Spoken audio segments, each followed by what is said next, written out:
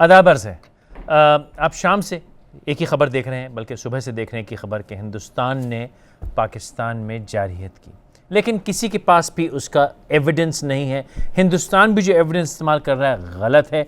Luckily public news के पास और हमारे शो के पास एक्सक्लूसिव फुटेज मौजूद है, जिससे ये कि साबित होता है कि हिंदुस्तान ने पाकिस्तान में जारहियत की। देखिए ज़रा।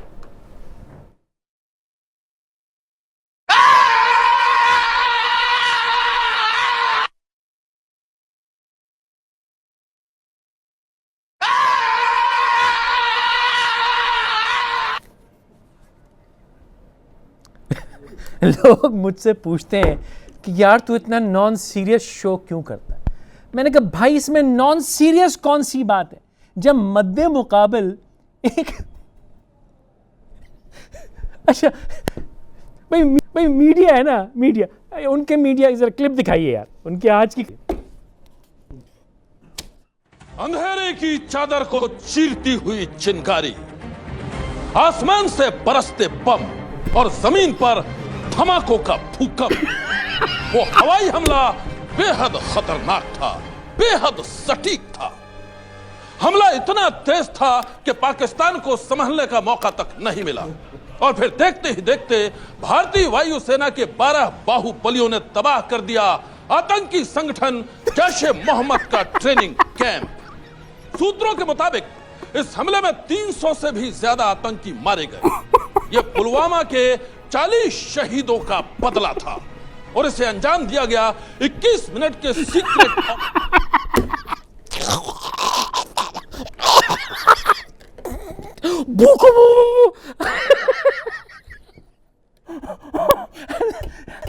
रियली सॉरी, आपको लगे कि शायद मैं ऐसी बनावट ही हंस रहा हूं, लेकिन खुदा गवाह है उसको देख के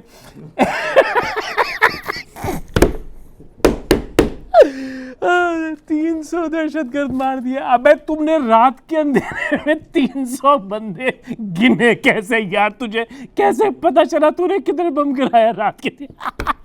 अच्छा, ये तो 300 दहशतगर्द मारे। अबे तू हमारे दरख्तों के खिलाफ क्यों है यार? या वो तस्वीर दिखाओ जहां इनकी फुंपनी गिरी है, वो फुंपनी जहां गिरी है, तुमने हमारे 4 दरख्त तबाह कर दिए। तुमको शर्म नहीं आती हो? तुमने दरख्त हमारे खराब कर दिए यार। कितनी दफा कहेगा दरख्तों को नहीं मारते? चंपकलाल भाई देख के काम करो यार, बुज़दिल, डरपोक। अच्छा वो खेल दिखाओ, खेल दिखाओ, खेल दिखाओ। उत्ते सुखी लखण एनू पालिया मां प्यारी दे दे घ्यो ते मक्खण उंगण आया इंडिया वल्लों बारे उत्ते सुखी लखण एनू पालिया मां प्यारी दे दे घ्यो ते मक्खण। अबे तुम ये समझ रहे हो कि जंग कबड्डी जैसी होती है कि लाइन क्रॉस की, हाथ लगाया भाग गए? अबे लड़ना है तो सही से लड़ यार, मजा ही नहीं आया हमको तो, बोर किया। एक तो तुम लोगों को बेहतर कम से कम कैलेंडर तो देख लिया करो। आज हमारा पीएसएल का मैच है, फजूल में तुम्हारे चक्कर में पड़ गए। आराम से मैच देखते ही यार हम लोग। ये क्या बेवकूफ़ी है, जहालत। तारीख देखा करो, दिन देखा करो, भाई किस दिन पंगा करना है, किस दिन हमारे पास हम लोग फारिग होंगे। हम तुम्हारी तरफ फालतू तो नहीं ना, वेले नहीं बैठे ना सुबह शाम कि तुम्हारी बकवास में पड़ जाए। हमें पीएसएल देखना होता है, पीएसएल कवर करना होता है। तुम्हारी तो थोड़ी वीडियो गेम की फुटेज दिखा दिखा के जंग लड़ रहे। अबे तुमको शर्म नहीं आती? तुम पाकिस्तान के जहाज की वीडियो दिखा के, और डीजे एस्पायर ने क्या कर बताया यार, क्या दिखाया उन्होंने वीडियो के बारे में? क्या डीजे एस्पायर ने? ताला की जात बड़ी है, बड़ी बात नहीं करनी चाहिए।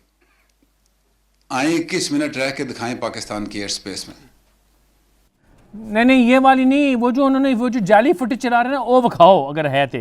वो ये जहाज़ की फुटेज दिखा रहे हैं कि जहाज़ उड़ता है और ठन ठन ठन ठन ठन पीछे से फ्लेयर मारता है। अच्छा मैं कोई बहुत बड़ा एविएशन या एयरफोर्स का एक्सपर्ट तो हूँ नहीं, लेकिन मुझे ये ज़रूर पता है कि यार वो जो फ्लेयर मार रहा है वो हमारी जहाज़ है, जो कि हमने एयर शो में इंडिपेंडेंस डे में पता नहीं कहाँ हमारी फुटेज थी 2016 की मेरे ख्याल से। ओ तुम बेवकूफ़ हो, हमारी फुटेज चला चला के अपनी कौम को बेवकूफ़, नहीं तुम्हारी कौम तो बेवकूफ़ है, उसको बेवकूफ़ बनाने की ज़रूरत क्या है?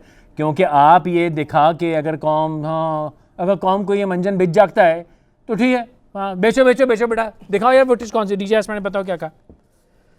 जो वो थोड़ा सा क्लिप दिखा रहे हैं, आई एम नॉट श्योर, आप खुद देख लीजिए कि वो तो 2-3 साल पहले से यूट्यूब पे मौजूद है। और अगर रात का भी हो तो आप अपने जहाज़ को टेक ऑफ करते हुए अंधेरे में दिखा रहे हैं तो वो तो किसी टाइम भी पॉसिबल है। वो आपने कहा कि जी वो मेराज कैम, जो मेराज पॉड था, लफ्ज एक तो बड़े बड़े तुम लोग गधे सीख गए हो, मेराज पॉड ने ये सारी फुटेज, अबे फ्लेयर क्यों मार रहा है यार? ये मैं एक्सपर्ट नहीं है कि मुझे पता है कि फ्लेयर तब छोड़े जाते हैं जब पीछे से को मार रहा हो और आप उसकी मिसाइल्स को, हीट सीकिंग मिसाइल्स को डिस्ट्रैक्ट करने के लिए फ्लेयर्स मारते हैं। जितनी मुझे, आई कुड बी रॉन्ग, लेकिन मेरी समझ इतनी है, और जिसके मीडिया से मैं बात कर रहा हूँ उसके लिए तो मैं बहुत ही सही हूँ अल्हम्दुलिल्लाह। उनका मीडिया जो हरकतें करता बौले, पता नहीं खुदा रात के भाई सुबह के घर में कि अम्मा तुम्हारी नाक और कान और पता नहीं कहाँ का मिर्चें डाल के बेचती है, आके टीवी पे ऐसे बिलबिलाते हो यार, आराम से बात नहीं कर सकते तुम? हमें मजबूर कर दिया इससे बात करने के लिए। अच्छा, बात यह है कि जाली फुटेज, जाली एविडेंस पे ये पता नहीं क्या लफ्ज़, किसी की दिल आज़ारी, किसी जानवर को कहते हुए जानवर की बेइज्जती भी तो नहीं कर सकते ना कोई। चरिए, ये जाली फुटेज पे जंग लड़ रहे हैं, चरिए भी नहीं कह सकते यार, चरियों की भी वो भी नॉर्मल ही होते हैं, खैर कुछ होंगे पता नहीं। ये वो कौम है कि किसी को याद हो 65 की जंग में इन्होंने अपने पास ये अनाउंसमेंट की थी कि हिंदुस्तान ने पाकिस्तान में कराची में लालू खेत का हवाई अड्डा बर्बाद कर दिया। अबे लालू खेत का हवाई अड्डा तुमने तबाह किया था गधो, अब तुम ये जंग लड़ रहे हो हमारे साथ और ये कहते हो कि यार वो एक काम करे ये जो भूकंप थी, भूकंप इधर भूकंप चलाएं दोबारा, भूकंप वाली वीडियो दोबारा चलाएं, उसकी ड्यूरेशन नापें जरा कितनी है, चलाएं भूकंप की वीडियो।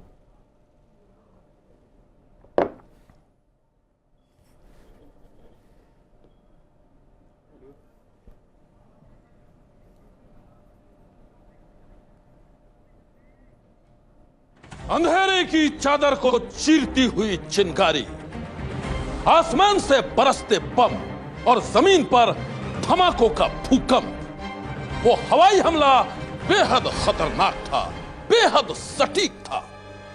हमला इस लालू प्रसाद का भूकंप जो है इनकी एक्चुअल अटैक से ज्यादा लंबा है। ये वीडियो तकरीबन 1.5 मिनट का, पर तुम्हारा अटैक इससे छोटा था यार। ये तुम्हारी औकात है, तुम्हारे वीडियो ज्यादा लंबे हैं। अटैक की बात करोगे, 20 मिनट रहे थे ना डीजे आसमान ने, इनके 20 मिनट के बारे में क्या कहा दिखाइए यार। अल्लाह ताला की जात बड़ी है, बड़ी बात नहीं करनी चाहिए। आए 21 मिनट रह के दिखाएं पाकिस्तान की एयर स्पेस में। आओ ना 21 मिनट मेरी जान, 20 मिनट तुम पाकिस्तान की एयर स्पेस में घूमते रहो। चल बे तुम यार, डीजे आसमान ने तो बड़ी बात कर दी 21 मिनट। मैं फैसल कुरैशी कहता है तुम सिर्फ 5 मिनट आके दिखा दो यार। यहां पे अगर तुम्हारे में दम खम है ना तो पाकिस्तान की एयर स्पेस में तुम 5 मिनट आके दिखा दो। और ये मैं आपको साफ साफ बता दूं, खुदा ना करे पाकिस्तान फौज को अगर 2.5 से 3 मिनट ज़्यादा लग भी गए ना तो पूरा पाकिस्तान जो है ना, अबे तुम्हें इतनी गोलियां मारेगा तुम बौले हो जाओगे। हमने पहले भी कहा था, हम बेटी की मेहंदी में इतनी फायरिंग करते हैं, इतनी फायर। कभी न्यू ईयर्स ईव पे तुम कराची जाओ, तुम्हें पता चले फायरिंग कैसे। तुम्हारी पूरी फौज इतनी फायरिंग एक साल में नहीं कर सकती जितनी हम एक दिन में कराची में कर देते हैं।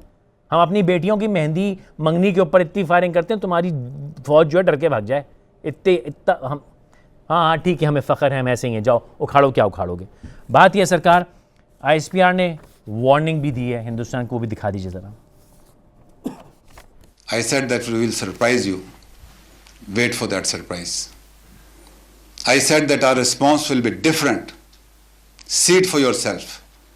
The response will come. And response will come. मेरे फेसबुक के ऊपर अगले रोज़ एक कमेंट था, बहुत अच्छा कमेंट था। उन्होंने ये कहा कि जंगें वो कौमें करती हैं जो माँ का दूध पीती हैं, जो गाय के दूध में कंफ्यूज हैं कि क्या पीना है, वो हमसे क्या जंग लड़ेंगे। मेरे भाई पहले ये तो फिगर आउट कर लो कि गाय का दूध पीना है या क्या पीना है, फिर हमसे पंगा ले लेना। माँ का दूध पीने वाले बनो बेटा तो फिर हमसे पंगा लेना। ये वो कौम है जिसके 22 करोड़ के 22 करोड़ अल्हम्दुलिल्लाह ईमान के लिए लड़ते हैं। हाँ हमारे यहाँ बड़े सियासी मसाइल हैं, हाँ हमारे बड़े सियासी इख्तलाफात हैं, लेकिन तुमने आज हमारी असेंबली में देख लिया ना। मुझे पता है इंडियन टीवी सुबह से हमारी असेंबली को कट कर रहा था, हमारे सेशंस को कट कर रहा था। आज कोई किसी के ख़िलाफ़ नहीं बोला। हमसे पंगा लोगे तो अंजाम बहुत नंगा होगा, इस बात को तुम याद रखना। मेरे आज के मेहमान मेरे साथ मेरे बड़े अजीज़ दोस्त मुनीफ कादिर साहब, जी मौजूद मेरे साथ, थैंक यू, आपने वक्त निकाला। इस्लामाबाद में मेरे साथ मौजूद तारिक पीरज़ादा साहब, एनालिस्ट हैं। तारिक साहब बहुत बहुत शुक्रिया, आपने वक्त निकाला। और स्काइप पे मेरे साथ सियालकोट से मौजूद हैं फरहान ब्रिक साहब, शहनशाह सोशल मीडिया, मेरे जिगरी यार, मेरे दोस्त, मेरे भाई। हमने जब बात इंडियन मीडिया की तो मैं ये चाहूँगा कि इब्तिदा मैं मुनीब से करूँ, क्योंकि मुनीब फॉर्चुनेटली या अनफॉर्चुनेटली बहुत रेगुलरली हिंदुस्तानी मीडिया पे जाते हैं। इनका एक इंटरैक्शन हिंदुस्तानी मीडिया पे ज़रा सरकार अगर वो है तो दिखा दीजिए। मुनीब साहब का अगर वीडियो है, अभी नहीं है, चलिए हम वक्फे के बाद दिखाएंगे। मैं आप एक सेकंड में आता हूँ, I will come after the break. Tariq साहब मैं आपसे इब्तिदा करना चाहूँगा, ये जो सारी बेवकूफ़ी नौटंकी नाटक हिंदुस्तान ने किया, इसके बारे में क्या फरमाइएगा?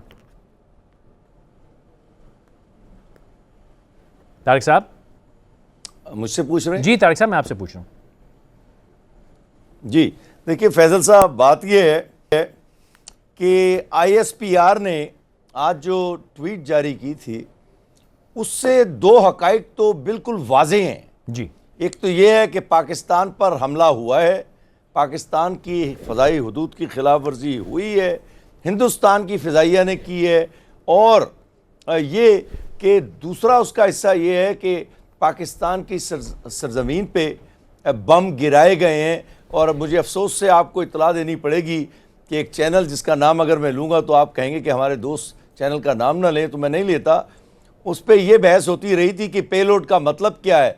कोई कह रहा था कार्गो है, एक साबिक सफारतकार भी इसी तरह की बात कर रहा था, उनकी एक और एंकर भी बात कर रही थी।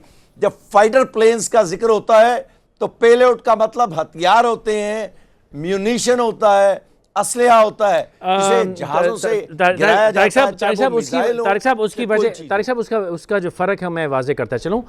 नंबर एक, अगर वो अटैक के दौरान अपना असलहा हम पे खाली करें तो वो यकीनन वेपन होता है।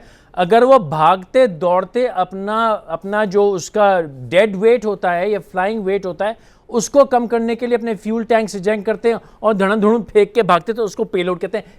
लेकिन उसका एक और भी पहलू है।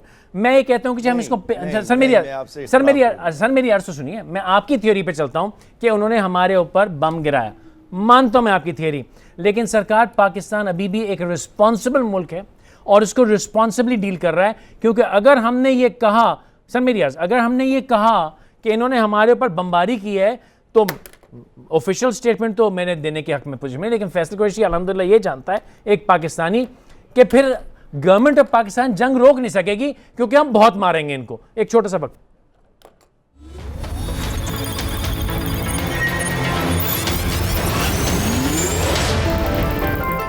माशाल्लाह का बहुत बहुत शुक्रिया फरहान ब्रिक साहब। सोशल मीडिया पे भी एक जंग छिड़ी है और आप बादशाह सोशल मीडिया हैं, लेकिन साथ साथ इन बदबख्तों ने हमारे दरख्त खराब कर दिया यार, क्या बोलेगा फरहान? वैसे भाई हमने पिछले बोन चैलेंज कि ये हमने 1 बिलियन ट्रीज इस साल हमारा 100। यार फरहान की आवाज़ कट रही है, इसको फ़ोन पे लो यार, फरहान को फ़ोन पे लें, आवाज़ कट रही है। सरकार मैं आपकी तरफ आऊँगा मुनीब साहब। यार ये टीवी पे जो तमाशा ढंगर ढुंगी रोज़ होती है, ये क्या मजाक है? हिंदुस्तान का मीडिया जंग करवा रहा है, डू यू एग्री? मैं ना हिंदुस्तान की फौज लेना चाहती है, आती जंग से है, इनके पास और कोई खाने का कोई कमाई का जरिया ही नहीं है, सबसे घटिया जरिया है। लोगों का खून बहाओ, उनको जंग पे लड़ा दो। इनके साथ तो इंसान मुनासिब बात कर नहीं सकता। मैं जब पहली दफा गया था, मई 2017 की बात है, मुझे बताया गया था जी जो एंकर आपके सामने बैठे होंगे वो बड़े सख्त हैं, तो ज़रा आप चौकन्ने हो जाएं, आप ज़रा अलर्ट हो जाएं। मैं सोचूं ज़िंदगी मैंने इतने लोग देखे हुए, एक और देख लूँगा टीवी स्क्रीन के ऊपर, क्या ज़्यादा से ज़्यादा हो सकता है। पर मैं अपनी तरफ से नीयत बनाकर गया था कि मुनासिब बात करते हैं, ज़रा सुनते हैं, शायद अगला भी कोई लॉजिक की बात करना चाह रहा हो। लॉजिक तो क्या, लॉजिक से तो दूर दूर तक कोई लेना देना नहीं था। बात थी कुलभूषण जाधव के केस की, सही। और मुझे बुलाया गया बतौर वकील के, बतौर लॉयर के, कि मैं अगर इतना ज़्यादा लॉ के बारे में बोलता रहता हूँ तो यहाँ भी ज़रा आकर कुछ बोल दूँ। अब अर्नब गोस्वामी की बॉडी लैंग्वेज क्या होती है? I tell you, nation wants to know, GD, and you will side with me here. We will isolate them. मैं सोचूं क्या मौत आ गई है, कौन मर गया? ये अर्नब है, अर्नब गोस्वामी। मैं कहा कौन मर गया? फिर आगे मैं कहा no we are here to talk about Vienna convention. GD Bakshi बीच में आ जाता है, Vienna convention, what Vienna convention, This is the mechanism. मैं कहूँ यार मैकेनिज्म नहीं कहते, मैकेनिज्म कहते, एक तो प्रोनाउंसिएशन बड़ी गलत है।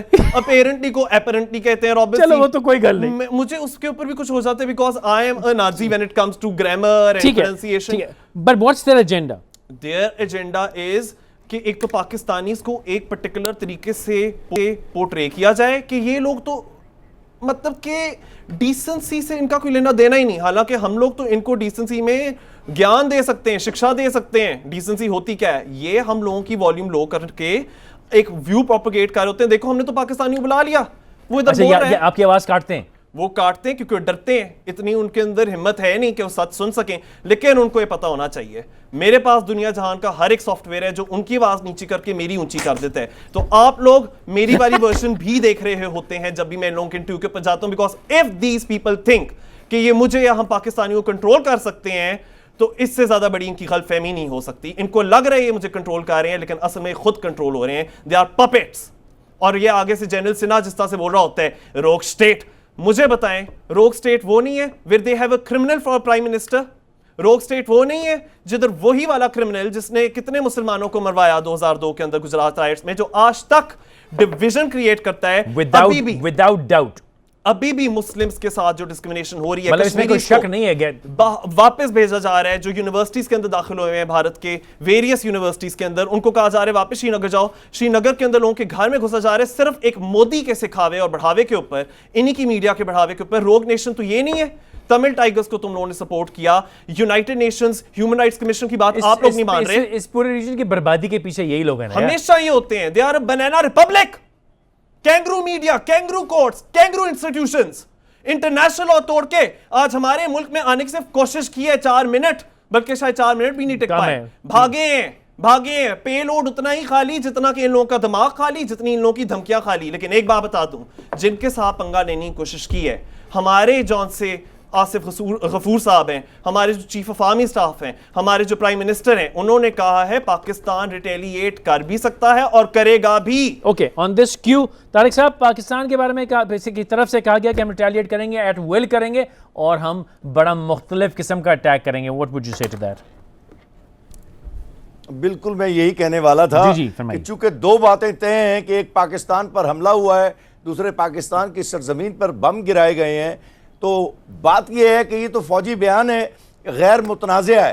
चुनाचे आपने इन दोनों बातों का जवाब देना है। और असल में जो वज़ीर आज़म की तकरीर है उसका जो आखिरी नुक्ता है वो उनका कौम से वादा भी है कि हम जवाब देने में सोचेंगे नहीं, जवाब देंगे।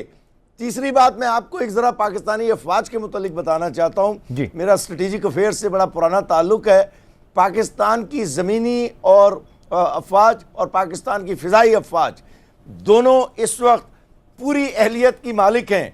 मैं आपको एक मिसाल दूं। सर बहरी फौज बोले हमारी बहरी फौज अभी एक्सरसाइज करके, बहरी फौज भी 100% अलर्ट और इन पोजीशन है।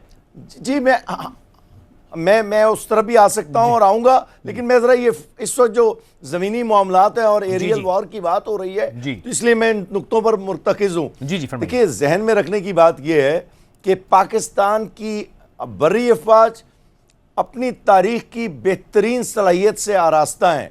मैं एटमी टेक्नोलॉजी की बात नहीं कर रहा हूँ। 1450 1450 125 मिलीमीटर की बोर की गन्स लगी हुई हैं। उसके अलावा A100 रॉकेट सिस्टम है 100 मील तक मार करने वाले। उसके अलावा जो हमारे मिसाइल फोर्सेस हैं जो इंडमान से लेके बंगलौर तक मार कर सकती हैं। तो अब मामला क्या है? जब आसिफ गफूर ये कहते हैं, जनरल आसिफ गफूर, कि वक्त और जगह का इंतखाब हमने करना है, तो मैं तवक्को कर रहा हूँ इस वक्त, और पूरी कौम तवक्को कर रही है कि अगले 24 घंटे में, 48 घंटे में, 72 घंटे में, 120-22 घंटों में कोई जवाब आना चाहिए। इसलिए कि वक्त भी अहमियत का हामिल होता है, जिसे अंग्रेजी में कहते हैं टाइम इज़ ऑफ एसेंस। उसके बाद फिर सिफारतकारी के मसाइल शुरू हो जाते हैं, दुनिया की तरफ से दबाव आने शुरू हो जाते हैं। तो ये वो मरहला है जिसको जहन में रखने की जरूरत है। एक और बात, आप ये फरमा रहे हैं कि एक साहब आए, आप ये फरमा रहे हैं कि जल्दी में रिटेलिएशन जरूरी है, इससे पहले कि ये मामला निपटे and they get away with it. नहीं, मुनासिब वक्त में। जल्दी का मतलब तो यह है ना कि उन्होंने हमला किया, आपने जवाब में हमला कर दिया। मुनासिब वक्त होता है 24 घंटे, 48 घंटे, 72 घंटे, 120 घंटे, 160, 4-5 दिनों के अंदर अंदर आप अपना वक्त लें, मुनासिब तैयारी करें। लेकिन जैसे कि आज वजाहत से कहा गया, फौज की तरफ से भी और किसी हद तक वजाहत से कहा गया वज़ीर ख़ारजा की तरफ से भी कि हम जवाब देंगे, तो जवाब देने में अब कमी नहीं होनी चाहिए, क्योंकि आपके पास ना हवा में कोई कमजोरी है। एक बात याद रखने की है, पाकिस्तान के पास, जरा सी बात जरा मुझे कहने दें, फौजी बात हो रही है, पाकिस्तान के पास 7 एवैक्स तैयारे हैं इस वक्त। 7 का मतलब यह होता है कि 500 किलोमीटर की रेंज के हिसाब से 3500 किलोमीटर के इलाके में पाकिस्तान की नजर है। तो चुनाचे एक साहब ने जो ये कहा है किसी टेलीविजन पे, मैं नाम नहीं फिर भी लेता, कि जनाब वो पहाड़ है, चूंकि कश्मीर की तरफ से तो आते हुए रेडार पे नजर नहीं आए, इससे बड़ी बाजारी बात हो ही नहीं सकती। लाहौल वला कुव्वत। सर नजर नहीं आए तो फिर असी उनको दौड़ाया कैसे हमने? अच्छा फरहान साहब, ये बात तारिक साहब ने बड़ी अच्छी कही कि जी मुनासिब वक्त में रिटेलिएशन लाजिम है टू मेक अ पॉइंट, लेकिन मैं आपका इस पे भी कमेंट चाहूँगा, लेकिन इसके अलावा मैं ये भी चाहूँगा कि आज के ज़माने में ओपिनियन एक बहुत बड़ी जंग है और ओपिनियन बनाने के आप बादशाह सलामत हैं, तो उस जंग में क्या हो रहा है? दोनों सवालों का जवाब दीजिए। फैसल भाई, सबसे ज्यादा इस टाइम चल तो ये रहा है कि इंडियन मीडिया ने बहुत ज्यादा फॉल्सहुड फैलाया हुआ है। इस कदर फॉल्सहुड फैलाया हुआ है कि बंदा अपना सर पकड़ के बैठ जाता है, और मैं उनकी फेक न्यूज छानने बैठता हूँ अपने यूट्यूब चैनल के लिए, तो मैं सुबह से शाम तक उनकी फेक न्यूज ही देखता रहता हूँ। तो ये ओपिनियन बना बनाकर वो अपनी पब्लिक को बहुत ज्यादा वार हिस्टीरिया में कन्वर्ट कर चुकी है। मैं मतलब आपको लिटरली कह रहा हूँ कि इंडिया के लोगों को साइकियाट्रिक ट्रीटमेंट की जरूरत हो चुकी है। उनके मीडिया ने उन्हें इस कदर वार हिस्टीरिया में कन्वर्ट कर दिया हुआ है। और अल्हम्दुलिल्लाह पाकिस्तान में हमारे पास ऐसे सेंसिबल लोग मौजूद हैं जो कि उनका मुकाबला करते हैं। और अब हुआ ये है कि जब इन्होंने पिछले कुछ दिनों से ही पुलवामा अटैक के बाद ही ड्रामा शुरू किया है, तो बहुत ज्यादा सोशल मीडिया पर इंडिया के अंदर से ऐसे लोग निकले हैं जो कि खुद एक्सपोज कर रहे हैं और मोदी से सवाल कर रहे हैं कि आप पाकिस्तान को इल्जाम देते हो, आप हमें ये बताओ कि आपने खुद पुलवामा अटैक में अपनी सिक्योरिटी के लिए क्या किया है। तो आज भी ऐसा ही हो रहा है कि लोग उनका नेरेटिव बाय नहीं कर रहे। मैं ये जानता हूँ कि उनका चैनल्स बहुत ज्यादा हिस्टीरिया शो कर रही है, लेकिन इंडिया की कम से कम इस टाइम 35 to 40% ऐसी सोशल मीडिया पॉपुलेशन है जो कि उनका नेरेटिव बिल्कुल बाय नहीं कर रही, और वो यहाँ पर कहने कि हमारी गवर्नमेंट बिल्कुल गलत कर रही है। अच्छा, मुझे वक्फा लेना है कि मैं एक बार का जवाब देते जाऊं। यार उनका सोशल मीडिया नैरेटिव तो तब बाय करे जिसका कोई सर या पैर हो। मतलब एक उन्होंने जानवर खड़ा कर रखा है जिसके मतलब ना सींग है ना, अजीब किस्म की उनके नैरेटिव है। उस नैरेटिव को कौन जी शऊर शख्स, मतलब इंडिया के वहाँ भी भले लोग होते हैं, अमूमी लोग तो खैर वो मान ही लेते हैं, लेकिन जो भले लोग वो कौन मानेगा उस नैरेटिव को? एक छोटा सा वक्फा लीजिए जरा।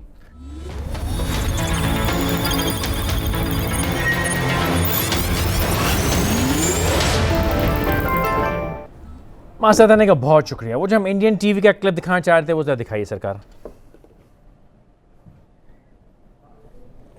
अंधेरे की चादर को चीरती हुई चिनगारी, आसमान से बरसते बम और जमीन पर धमाकों का भूकंप। वो हवाई हमला बेहद खतरनाक था, बेहद सटीक था। हमला इतना तेज था कि पाकिस्तान को संभलने का मौका तक नहीं मिला, और फिर देखते ही देखते भारतीय वायुसेना के 12 बाहुबलियों ने तबाह कर दिया आतंकी संगठन जैश-ए मोहम्मद का ट्रेनिंग कैंप। सूत्रों के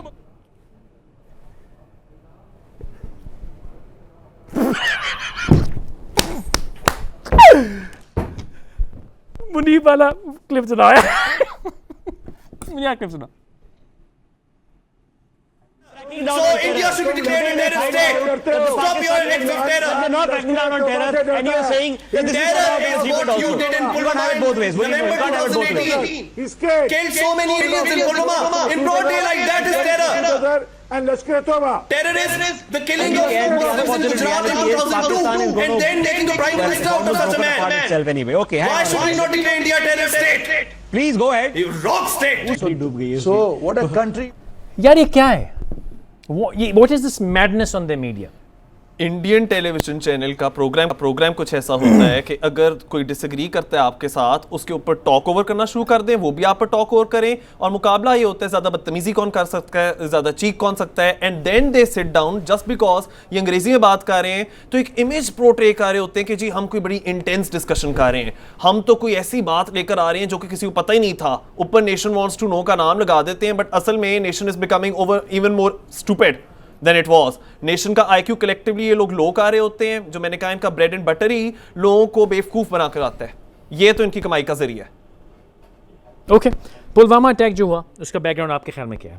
दो थ्योरीज हो सकती हैं। एक थ्योरी जौन सी है वो ये सजेस्ट करती है कि ये प्राइम मिनिस्टर मोदी ने खुद करवाया है, क्योंकि आप देखें एक लड़का है, आगे से 44 जवान हैं, मैच नहीं कर रहा, और ये तो इतने बड़े सीआरपीएफ के जवान अपनी तरफ से बड़े वेल ट्रेन बने होते हैं, तो कैसे हो गया कि एक लड़का जो 6 माइल अवे रहता था उसने आकर इन लोगों के ऊपर अटैक कर दिया? दूसरी थियरी है कि जो सारों को नजर आ रही है कश्मीर के अंदर जो ह्यूमन राइट्स ब्रीच इन लोगों ने कमिट किए हुए हैं, आप देख लें आसिफा 8 साल की बच्ची ही पिछले साल ज्यादती करके हिंदू टेंपल में मारी गई, ऊपर से पैलेट गन्स फायर कर रहे हैं, छोटे छोटे बच्चों से लेकर उसको डाइल्यूट किया, ब्लाइंड कर रहे हैं लोगों को, तो ऑब्वियसली जब आप लोगों को एंटेगनाइज करोगे तो they will turn into terrorists और whatever you want to call them, there is a context to it. बकौल किसी के आपने लाख लोग मार दिए वहां पे, तो वो क्या करेंगे? No retaliation. मैं जस्टिफाई नहीं कर रहा हूं, मैं भी नहीं कर रहा, कॉन्टेक्स्ट प्रोवाइड कर रहा हूं, कॉन्टेक्स्ट। हाँ। ये जो हमारे प्राइम मिनिस्टर ने भी कहा, इमरान खान साहब ने, इंट्रोस्पेक्ट करो, ये कह रहे हैं क्या इंट्रोस्पेक्शन? ये इंट्रोस्पेक्शन क्यों आप लोग नॉर्मल सिविलियंस को आतंकवादी, टेररिस्ट या दहशतगर्द बना रहे हो? कभी सोचा है? नहीं, वो नहीं सोचना। ह्यूमन राइट्स कमीशन कुछ कह रही है, वो नहीं सुना। यूनाइटेड नेशंस कह रही है, वो नहीं सुनना। लेकिन पाकिस्तान, तुम यूनाइटेड नेशंस को सुनो, क्यों भाई? वन वे ट्रैफिक है। तो अगर ये इंट्रोस्पेक्ट नहीं करेंगे, फिर सोचेंगे ऐसा अटैक क्यों हुआ और पाकिस्तान पर ब्लेम डालेंगे, तो ये नहीं चल सकता। तारिक साहब, इसी बारे में आप क्या फरमाइएगा? पुलवामा अटैक के पीछे क्या साजिश है? मैं दो तीन बातें कहना चाहता हूं। पहली तो बात यह है कि आज़ादी की हर तहरीक में आज़ादी की ख्वाहिश करने वालों को हर हथियार इस्तेमाल करने का हक हासिल होता है, खुदकुश हमला हो या कोई दूसरा हरबा हो। अगर उस नौजवान ने अपने देश की, अपने कश्मीर की आज़ादी के लिए वो कदम उठाया है, तो मैं उसके साथ 1000% खड़ा हूँ, और अगर कुछ और लोगों को शुबा है तो उनकी ज़ाती राय है। एक बात। दूसरी बात यह है कि पाकिस्तान की तरफ से भारत के अंदर वो मकबूजा कश्मीर में चलने वाली तहरीक आज़ादी को मैं साल से कहता आ रहा हूँ मुख्तलिफ टेलीविज़नों पर, और ये बात मैं इंडियन टेलीविज़न की बात हो रही है, मुझे नहीं पता कि आप लोग जानते हैं या नहीं। पाकिस्तान की तरफ से सबसे ज़्यादा स्ट्रेटेजिक एनालिसिस मेरे ही आता है इंडिया के टेलीविजन पर। अच्छा, टाइम्स नाउ से लेके जी। एबीपी टेलीविजन पर। ओके। तो मैंने तो उनके टेलीविजन पर हज़ारों दफ़ा, सैकड़ों दफ़ा ये बात कही है कि भाई कश्मीर का मसला असल मसला है, अगर आप इसे साइडलाइन करेंगे, नज़रअंदाज करेंगे, तो जवाब वो होगा जो उसने आपकी बस, आपके फौजियों को उड़ाने वाला मामला पेश आया। तो देखने की बात यह है कि पाकिस्तान की तरफ से अब कश्मीरियों की तहरीक के लिए अमली इमदाद शुरू होती है ये नहीं, क्योंकि अभी तक सिर्फ सियासी और सफारती इमदाद की बात हो रही है। एक बात। दूसरी बात, अब पाकिस्तान के जरा जवाब की तरफ आ जाते हैं दोबारा जी। देखें, बहुत से लोग इस सिलसिले में दयानतदारी से काम नहीं ले रहे हैं। मैंने आज आधी दर्जन, ये 5 के करीब चैनलों पर ये प्रोग्राम किए हैं, अल जज़ीरा समेत। जी। मैं बड़ा परेशान हूँ इस बात पे कि मुख्तलिफ तज्ज़ियाकारों की जो यहाँ पे नाम नेहाद बैठे रहते हैं पाकिस्तान के चैनलों पर, ये मुल्क के साथ वफादारी नहीं है। एक बात माननी पड़ेगी इंडिया के मीडिया के मुतालिक कि 100% अपने मुल्क के मुफाद के साथ चल रहा है इंडिया का मीडिया, और अपनी अफवाज के साथ हम आवाज़ है, अपनी हुकूमत के साथ हम आवाज़ है। वो अपना एजेंडा टॉक कर रहे हैं। पाकिस्तान में अब भी गड़बड़ कर रहे हैं यहाँ पर बहुत से चैनल और बहुत से तज्ज़ियाकार, और एहतियात की तजवीज़ दे रहे हैं, मसलहत कोशी की तजवीज़ दे रहे हैं। यार बात सुने, अगर एटमी ताकत होने के बावजूद, मैं एटमी हथियारों का इस्तेमाल की बात नहीं कर रहा हूँ, अगर आप एक मजबूत रवायती कुव्वत हैं, कन्वेंशनल पावर है, और फिर भी आप एक रवायती कार्रवाई का जवाब नहीं देना चाहते, तो फिर आपकी किरदार और आपकी क़यादत दोनों के साथ कोई मसला है। इसी बात पे आपका कमेंट चाहूंगा कि ये जो बात अभी तारिक साहब ने फरमाई दोनों, इस पे क्या कहिएगा? फैसल भाई, मैं ताइब साहब की बात से काफी हद तक एग्री भी करता हूं, लेकिन मैं बहुत हद तक इससे डिसएग्री भी करता हूं। इससे डिसएग्री करने की मेजर रीजन ये है कि पाकिस्तान भी एक डेवलपिंग नेशन है। आप जानते हैं कि वॉर से पाकिस्तान इकोनॉमिकली बहुत पीछे चला जाएगा, और ना सिर्फ ये कि पाकिस्तान इकोनॉमिकली पीछे जाएगा, इंडिया ने भी ये जो वॉर के कॉन्सेप्ट लाए, आज उनकी स्टॉक मार्केट क्रैश कर गई हैं। तो हमें बजाय इसके कि हम वॉर हिस्ट्रिया को प्रमोट करें, हमें कोशिश यही करनी चाहिए कि हम अमन की तरफ जाएं जिस कदर हो सके, ताकि हमारे जो मुल्कों में पॉवर्टी एलिविएशन है इसके ऊपर हम सबसे ज्यादा काम कर सकें। लेकिन हाँ, अगर इंडिया हमें बहुत ज्यादा यूजलेसली प्रोवोक करता रहता है तो फिर पाकिस्तान की मजबूरी बन जाती है कि हम वॉर पर जाएं। और 100 बातों की एक बात, इंडिया और पाकिस्तान की जब भी जंग होगी, we are nuclear state, they are nuclear state, ultimately हमने उसी स्टेज पर जाना है। और इंडिया और पाकिस्तान की एक न्यूक्लियर वॉर से सिर्फ इंडिया और पाकिस्तान को डैमेज नहीं होगा, हमारा जो न्यूक्लियर क्लाउड है उसकी वजह से पूरे 2 हफ्ते तक पूरी दुनिया में ये क्लाउड हमारा छाया रहेगा और पूरी दुनिया की पॉपुलेशन। फैसल, जरा मुझे एक बात कहने का मौका दें। फरमाइए जल्दी से। साहब। देखें, पहली तो बात यह है, मेरे दोस्त की राय में बड़ा वजन है, लेकिन अगर ये दलील दुरुस्त होती तो वियतनाम के लोग कभी यूनाइटेड स्टेट्स के साथ जंग में दाखिल ना होते। जिस तरह उनकी नस्लें तबाह हुई हैं, उन्होंने हथियार नहीं डाले। शुमाली कोरिया, आज अमेरिका का सदर दूसरी बार मुलाकात करने के लिए वियतनाम आ रहा है, किससे? किम इल जुंग से। तो मैं कहना ये चाहता हूं, आप इस दलील की बुनियाद पर अगर मुआशी और मादी मुफाद की बुनियाद पर कौमों की इक़्तिदार आला के मसले पर सौदेबाजी करेंगे, मैं बदनीयती की बात नहीं कर रहा हूँ, पॉलिसी की बात कर रहा हूँ। तो आपके लिए जवाब देना चाहता हूँ।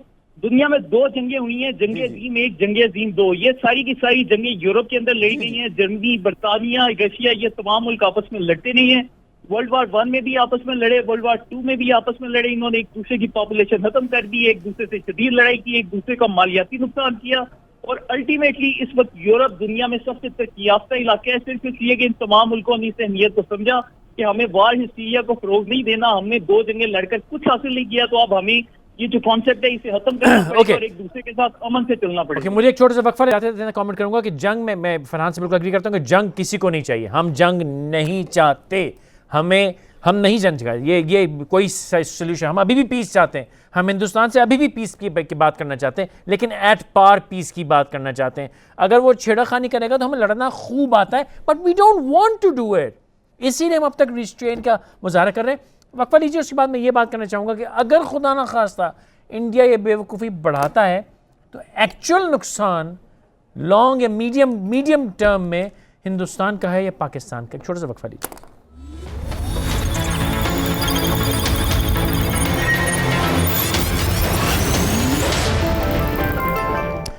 हमारे साथ आने के बहुत शुक्रिया। इब्तिदा में जो लोग अभी ज्वाइन कर रहे हैं उनको बताते चलें कि हमारे पास एक्सक्लूसिव फुटेज है जिससे साबित हुआ कि हिंदुस्तान ने पाकिस्तान की लाइन ऑफ कंट्रोल को ब्रीच किया और फिर हमारे लोगों ने किस तरह उनको भगाया। जल्दी से देख लीजिए।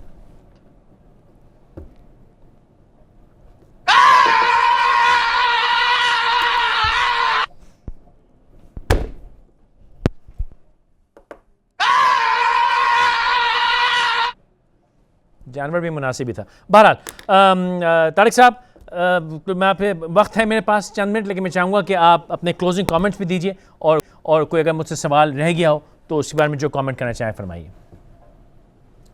नहीं, देखें, बुनियादी बात कौमों की सलामती के मुफादात के मसले पर ये बात याद रहनी चाहिए।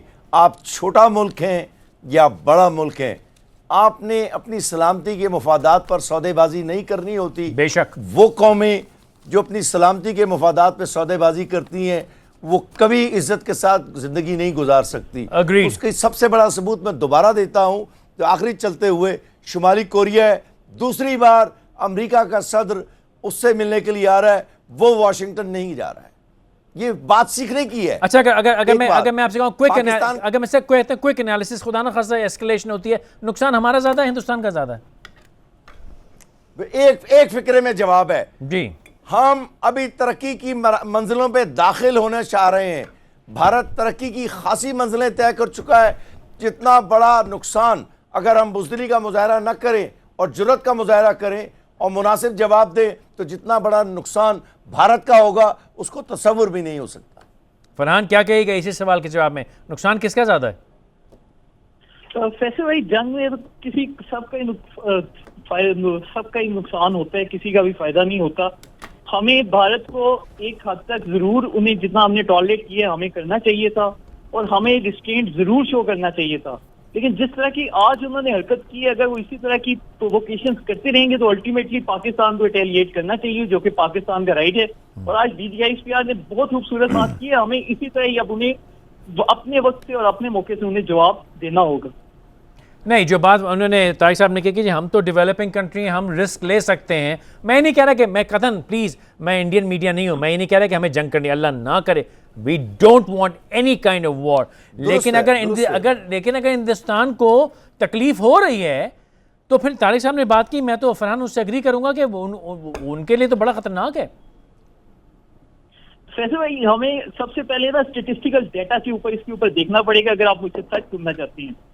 पाकिस्तान की पॉपुलेशन है 220 मिलियन जी, इंडिया की पॉपुलेशन है 1500 मिलियन। सही। अब तारिक साहब बातें कर देते हैं हवाई, वो कोई बात नहीं, मैं उनकी बातें सुन रहा हूँ। तारिक साहब हमें जरा 1971 का बता दें कि क्या हुआ था।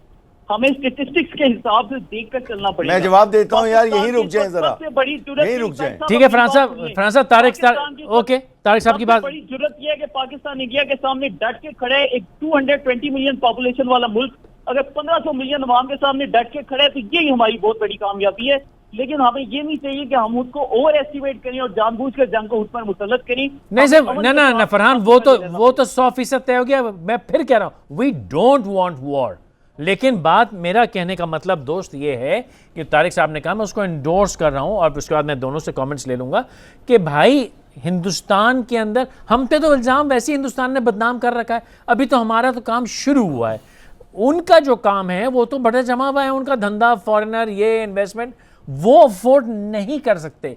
ये मेरी एनालिसिस में इन्होंने खाली ये कि चालाकी, जी फरमाइए तारिक साहब, बिल्कुल फरमाइए। हिंदुस्तान 2.5 ट्रिलियन डॉलर की मईशत है और हम सिर्फ 320 मिलियन डॉलर की इकोनॉमी है। मैं ठोस एदाद के साथ बात कर रहा हूं, आप खुद जमा तफरीक कर लें। इंडीमान से लेके बंगलोर तक अगर जंगी पे बात आनी है, जिसकी आपने भी कहा और हम भी कह रहे हैं, जंग तो नहीं चाहते, लेकिन पाकिस्तान के इक़्तिदार पे हमला करने वाले की गर्दन सलामत नहीं रहनी चाहिए। लेकिन इस जंग का इकोनॉमिक डैमेज इंडिया ज्यादा उठाएगा। क्या कहना चाहेंगे क्लोजिंग नोट्स? इन लोगों ने हम लोगों को अगर मोस्ट फेवर्ड नेशन की लिस्ट से निकाल भी दिया है, सबसे ज्यादा इन्हीं की इकॉनमी डैमेज होगी, क्योंकि ये हमारे साथ ट्रेड पर ज्यादा डिपेंडेंट है। हम इनको क्या एक्सपोर्ट करते हैं, हम इनको क्या भेजते हैं? कुछ भी नहीं। और दूसरी बात, यहां किसी ने कहा 1971 की वॉर याद करें, मैं आपको बताता हूं, मैंने इंडियन मीडिया भी बोला था, 1971 की वॉर मेरी नजरों में हिंदुस्तान ही हारा था। 54 प्रिजनर्स ऑफ वॉर आपके लिए गए थे, इतने आपके रिसोर्सेज लगे, इतनी मैन पावर लगी, एंड पर बांग्लादेश ने आपको फिर भी ज्वाइन नहीं किया। You lost Bangladesh in 1947 and you lost Bangladesh again in 1971.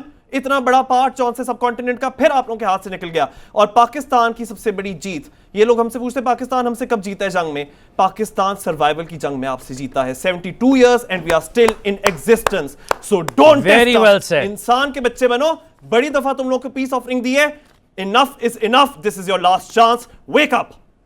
Very well Farhan, I would like a comment on this. Hindustan ने पूरी जान लगा ली पाकिस्तान को डिसमेंटल करने के लिए। मुनीम ने बड़ी खूबसूरत बात की, we have fought that battle and survived it. उस पर क्या कहेंगे फरहान? वैसे भाई, ये तो मैं आपको बता रहा हूँ कि हमने इतनी कम पॉपुलेशन रख के हम जो उन्हें नजर दिखाते हैं, हमारे लिए यही बहुत बड़ा समझ है। सही बात है, ये पाकिस्तानी। और हमें इसी चीज के ऊपर फर्क करना चाहिए कि एक वो मुल्क जिसकी 1500 मिलियन पॉपुलेशन है, उसको 220 मिलियन पॉपुलेशन वाला मुल्क आज भी खड़े होकर आगे दिखा रहे हैं। और सर बात यही है कि हिंदुस्तान इस वक्त जो चल रहा है उसकी वजह ही ये है कि ये जो जंग पाकिस्तान से हिंदुस्तान लड़ता रहा है पाकिस्तान को बर्बाद करने की, India has lost that battle. मैं खड़ा ही हुआ हूं कि मुझे इस वीडियो से इश्क हो गया यार, वो चलाओ प्लीज, प्लीज चलाओ यार। अंधेरे की चादर को चीरती हुई चिनकारी, आसमान से बरसते बम और जमीन पर धमाकों का भूकंप, वो हवाई हमला बेहद खतरनाक था, बेहद सटीक था। हमला इतना तेज था कि पाकिस्तान को संभलने का मौका तक नहीं मिला, और फिर देखते ही देखते भारतीय वायुसेना के 12 बाहुबलियों ने तबाह कर दिया आतंकी संगठन जैश-ए-मोहम्मद का ट्रेनिंग कैंप।